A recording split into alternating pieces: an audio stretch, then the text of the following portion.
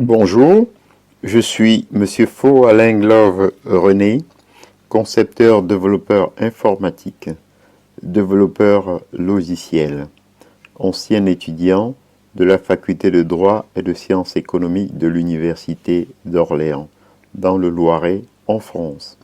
Aujourd'hui, dans le cadre du cours d'économie générale, nous allons voir Georges Soros, le milliardaire décalé. Le bon bolchevique est celui qui, l'oreille collée au sol, entend l'herbe pousser. Cette définition de Lénine s'applique parfaitement aux spéculateurs qui doivent en permanence être capables de percevoir les moindres frémissements de l'économie et anticiper. S'il en est un qui est passé maître dans cet art délicat, c'est bien Georges Soros, né en 1930, le milliardaire hongrois d'origine à la tête d'un des hedge funds, fonds spéculatifs les plus puissants. Son coup de génie, il le réalise en 1992, lorsque la livre est ancrée au SME, avec un taux de change que Soros juge très élevé. La livre ne pourra pas tenir.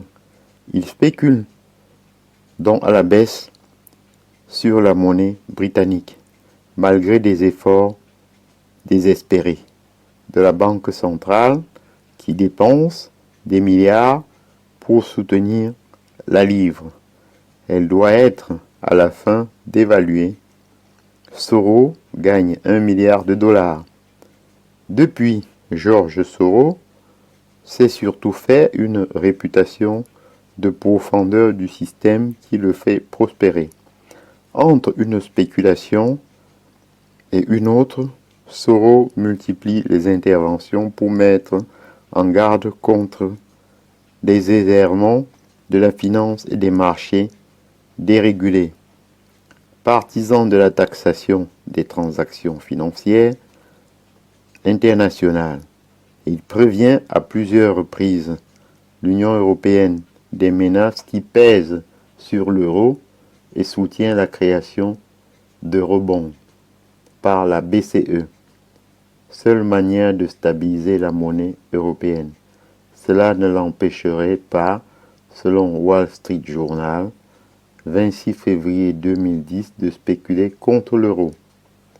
Soros s'est également fait remarquer par une activité philanthropique débordante et engagement tout azimut, des aides aux étudiants noirs d'Afrique du Sud ou Human Rights Watch au financement des campagnes d'Obama.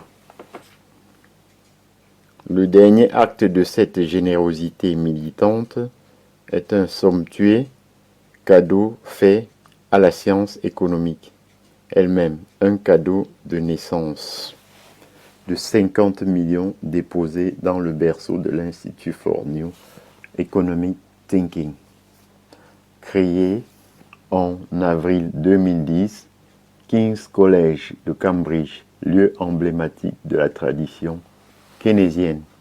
J'en ai terminé et je vous en remercie.